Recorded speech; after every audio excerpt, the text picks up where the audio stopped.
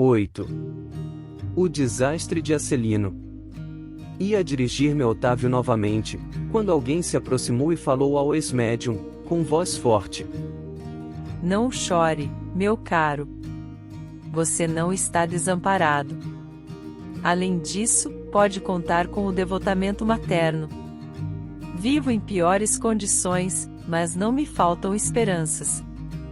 Sem dúvida, estamos em bancarrota espiritual, no entanto, é razoável aguardarmos, confiantes, novo empréstimo de oportunidades do tesouro divino. Deus não está pobre. Voltei-me surpreendido e não reconheci o recém-chegado. Dona Isaura fez o obséquio das apresentações. Estávamos diante de Acelino, que partilhara a mesma experiência.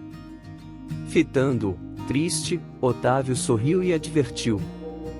Não sou um criminoso para o mundo, mas sou um falido para Deus e para nosso lar. Sejamos, porém, lógicos.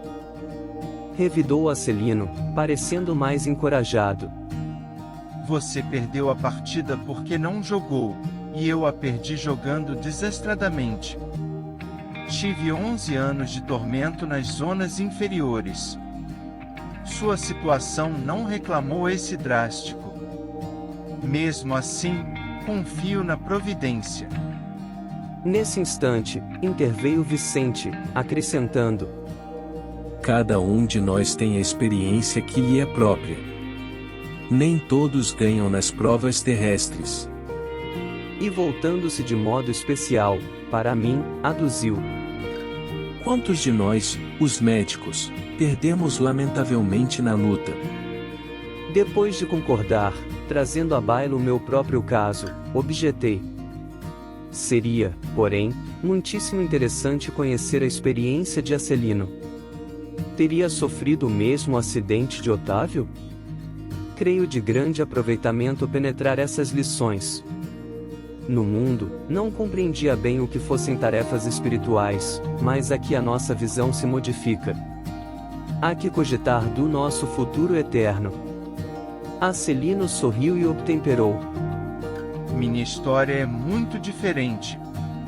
A queda que experimentei apresenta características diversas, a meu ver, muito mais graves. E, atendendo-nos a expectativa, prosseguiu, narrando.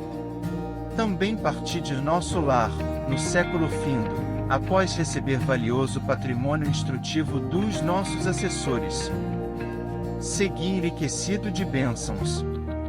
Uma de nossas beneméritas ministras da comunicação presidiu, em pessoa, as medidas atinentes à minha nova tarefa. Não faltaram providências para que me felicitassem a saúde do corpo e o equilíbrio da mente. Após formular grandes promessas aos nossos maiores, parti para uma das grandes cidades brasileiras, em serviço de nossa colônia. O casamento estava em meu roteiro de realizações. Ruth, minha devotada companheira, incumbir-se-ia de colaborar comigo para melhor desempenho das tarefas. Cumprida a primeira parte do programa, aos 20 anos de idade fui chamado à tarefa mediúnica, recebendo enorme amparo dos benfeitores invisíveis. Recordo ainda a sincera satisfação dos companheiros do grupo doutrinário.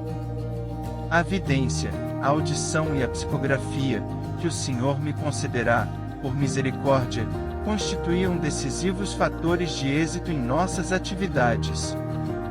A alegria de todos era inexcedível. Entretanto, apesar das lições maravilhosas de amor evangélico, inclinei-me a transformar minhas faculdades em fonte de renda material. Não me dispus a esperar pelos abundantes recursos que o Senhor me enviaria mais tarde, após meus testemunhos no trabalho, e provoquei, eu mesmo, a solução dos problemas lucrativos. Não era meu serviço igual a outros? Não recebiam os sacerdotes católicos romanos a remuneração de trabalhos espirituais e religiosos?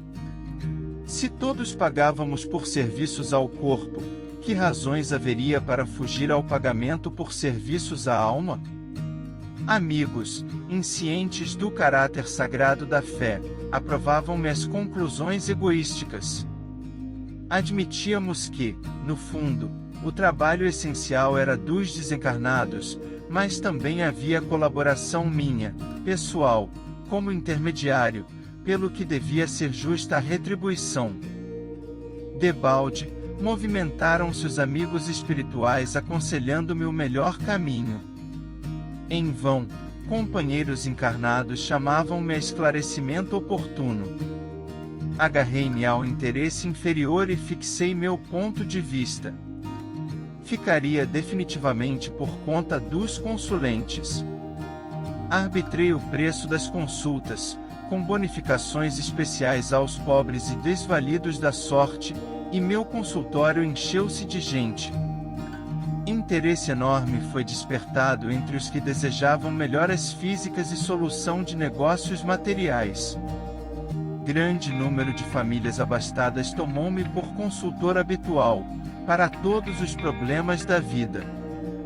As lições de espiritualidade superior, a confraternização amiga, o serviço redentor do Evangelho e as preleções dos emissários divinos ficaram à distância. Não mais a escola da virtude, do amor fraternal, da edificação superior, e sim a concorrência comercial, as ligações humanas legais ou criminosas, os caprichos apaixonados, os casos de polícia e todo um cortejo de misérias da humanidade, em suas experiências menos dignas. Transformará-se completamente a paisagem espiritual que me rodeava. A força de me cercar de pessoas criminosas, por questões de ganho sistemático, as baixas correntes mentais dos inquietos clientes encarceraram-me em sombria cadeia psíquica.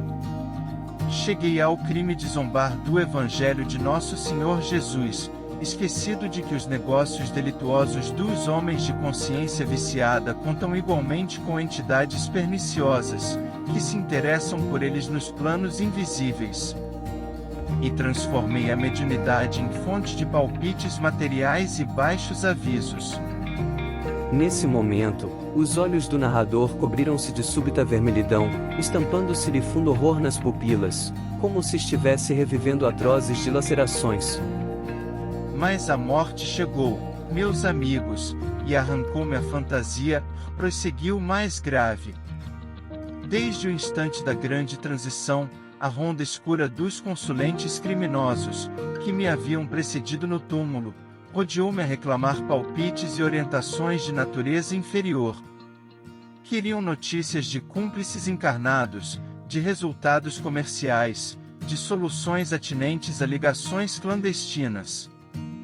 Gritei, chorei, implorei, mas estava algemado a eles por sinistros elos mentais, em virtude da imprevidência na defesa do meu próprio patrimônio espiritual. Durante 11 anos consecutivos, espiei a falta, entre eles, entre o remorso e a amargura. Acelino calou-se, parecendo mais comovido, em vista das lágrimas abundantes. Fundamente sensibilizado, Vicente considerou: Que é isso? Não se atormente assim. Você não cometeu assassínios, nem alimentou a intenção deliberada de espalhar o mal. A meu ver, você enganou-se também, como tantos de nós. Acelino, porém, enxugou o pranto e respondeu: Não fui homicida nem ladrão vulgar, não mantive o propósito íntimo de ferir ninguém, nem desrespeitei alheios lares, mas, indo aos círculos carnais para servir as criaturas de Deus, nossos irmãos, auxiliando-os no crescimento espiritual com Jesus, apenas fiz viciados da crença religiosa e delinquentes ocultos, mutilados da fé e aleijados do pensamento. Não tenho desculpas, porque estava esclarecido, não tenho perdão, porque não me faltou assistência divina. E, depois de longa pausa, concluiu gravemente: Podem avaliar a extensão da minha culpa,